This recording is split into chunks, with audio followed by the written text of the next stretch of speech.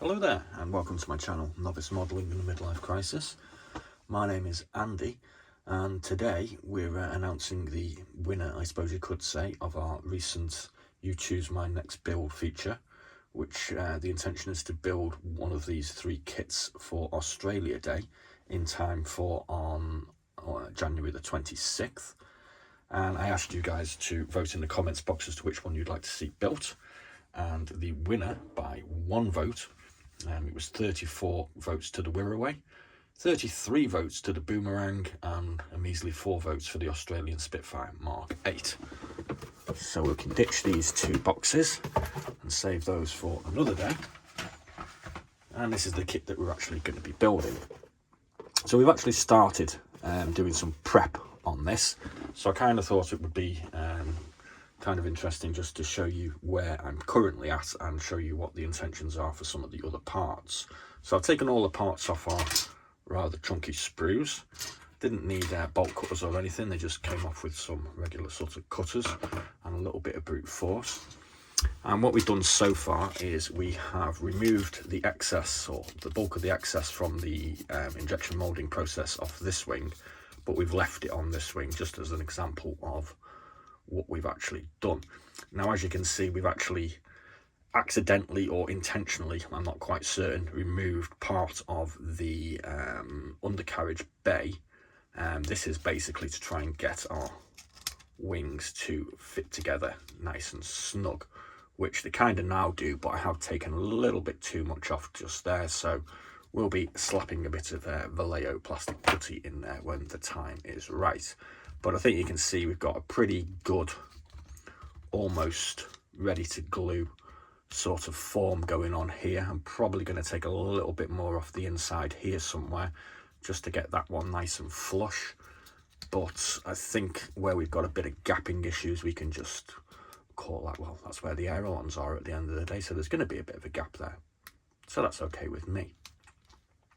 Where we've taken the undercarriage bay off, again, we'll just slap a bit of Veeday putty in there and that should be ready to go. So I'm kind of almost at the sort of ready stage. Oh yeah, there is a little bit of a hole here, which is from the mould, which has a bit of damage on it according to Jay's model kits, so that's just going to be filled in as well. So I'm kind of happy with how that's turned out. To do this, we used our, I'm only joking, we didn't use the Black & Decker sander.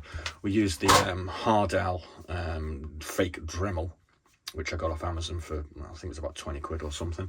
And that's done it pretty well, to be honest with you. It was quite therapeutic. It wasn't particularly annoying or anything like that, and it did the job fine. So we've got that wing ready, just about.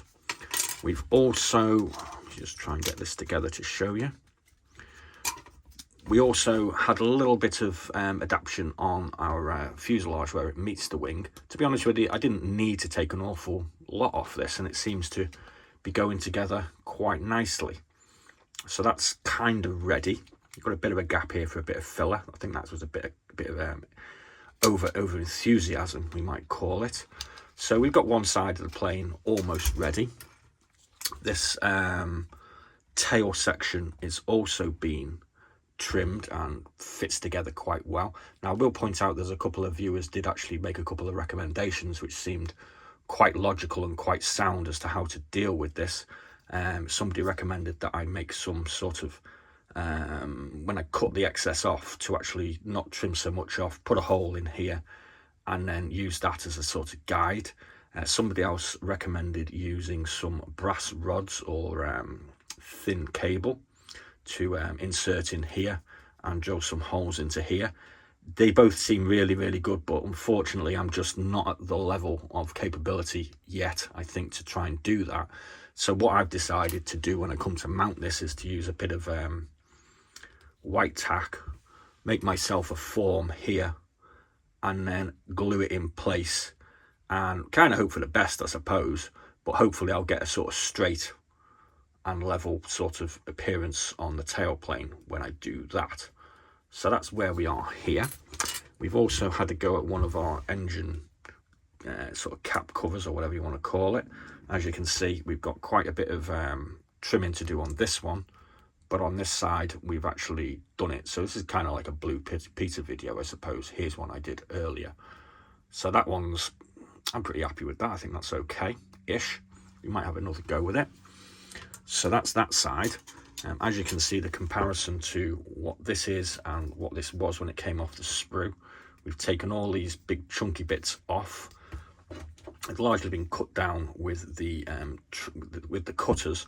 I did opt to leave quite a bit on when I removed this from the sprue, probably less than what is actually here now, as I decided that I didn't want to damage the kit when I took it off. So I cut it about here coming off the sprue, and I've then just trimmed it down a bit.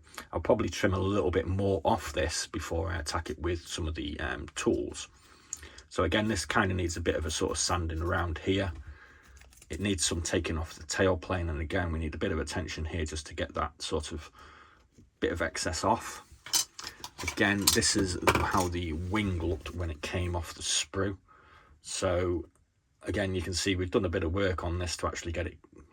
I think it's pretty good. I'm pretty happy with it, to be honest with you. Taking all this off was kind of, ooh, you know, but we've got it okay, I reckon. And again, here, trimming it back and then giving it a bit of a sand with a sanding stick just to kind of try and get it level.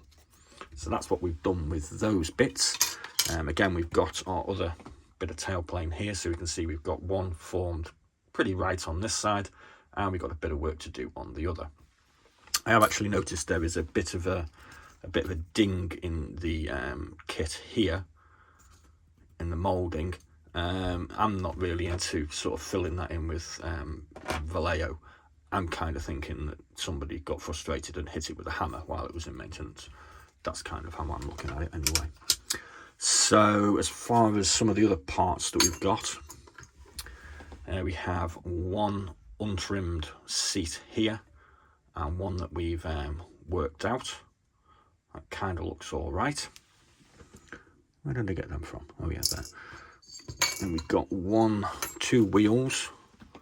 We've had a go at doing this one and sanded that one back. Still got a little bit of a lump in it, but we can have another go at that. And we need to do this one, which has got a little bit of prep that needs doing before we stick it on.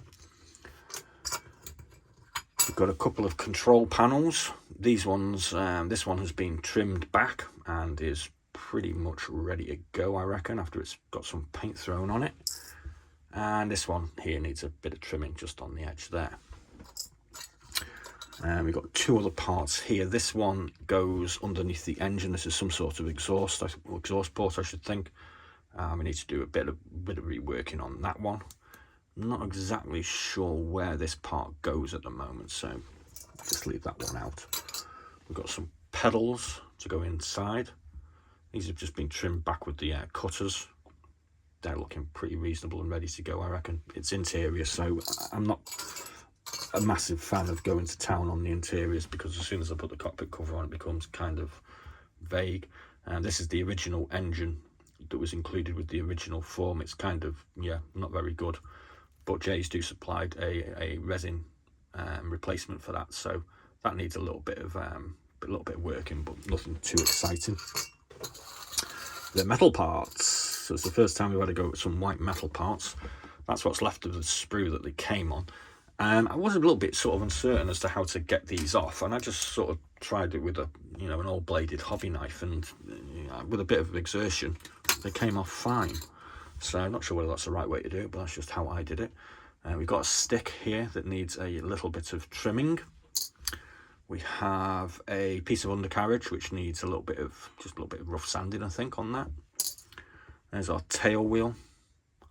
A little bit of attention. Looks quite nicely detailed, that. Got another stick in there.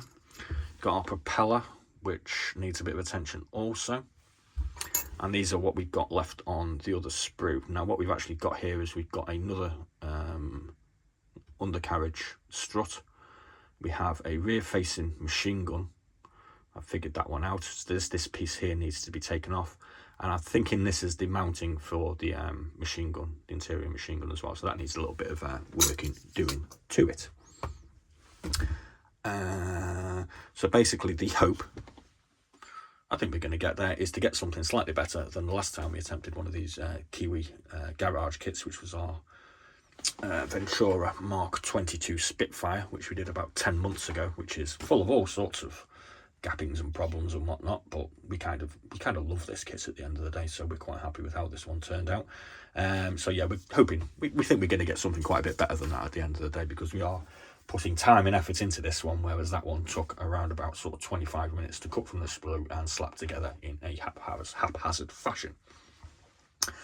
So what we're using to do all this is, like I said, we're going to be using some Vallejo plastic putty where we need it. We're using our trimmers, we've got our sanding stick, we've got a rubbing stick, we've used our hobby knife, and we've had a go at this with some various files as well. When it comes to gluing together, I'm going to be using what I normally use as a combination of Tamiya Extra Thin and Tamiya Cement. I'm kind of thinking that because I need maybe a little bit more manipulation, I'm going to go heavy with the Tamiya Cement on this. And metal parts and some of the other bits, I'm going to be using this CA UK black glue, which is really sort of heavy duty. So that's where we are. We dropped another video yesterday for a rather interesting short run kit, which was my Veeday models de Havilland 89 Rapide Domini. As you can see, this is kit number 001. It's kind of a long video because it kind of came with a whole load of documentation about the aircraft, assembly instructions, an introduction and welcome to Veeday models, as this was the first kit that they actually produced, and it came with an apology letter as well, which is absolutely quite amazing with its sort of sincerity and the amount of excuses they actually laid into why there was a significant delay in delivering kits after they produced. So that's, in my opinion, I kind of love that sort of thing, and it's well worth a quick look. I think that's about all we've got to go with, really. Yeah, so there's a quick shout out for Jays, who actually helped me out with completing my Spitfire collection of Venturas, because they're the guys that now produce the Malcolm Laird Ventura toolings, and you can get this kit brand new from them.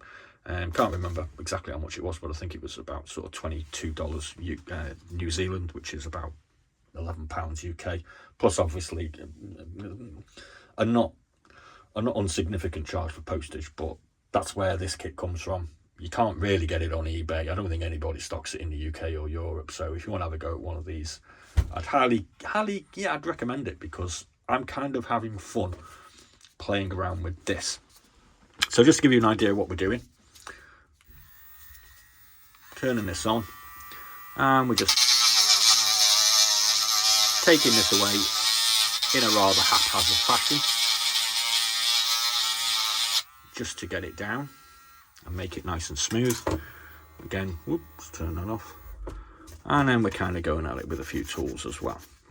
Again, here, all we're going to do here is we're going to trim this back, and then we're going to give it a good old sanding. So that's basically where we are. I might do a video of me attacking these parts, see how that goes. Thanks very much for watching, and all I need to do is say cheers. Hopefully this will be finished for Australia Day.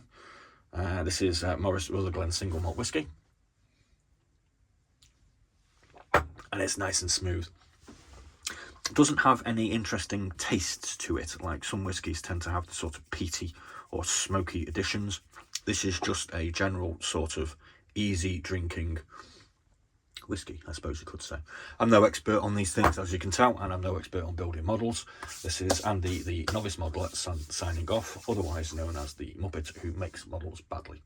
Be seeing you.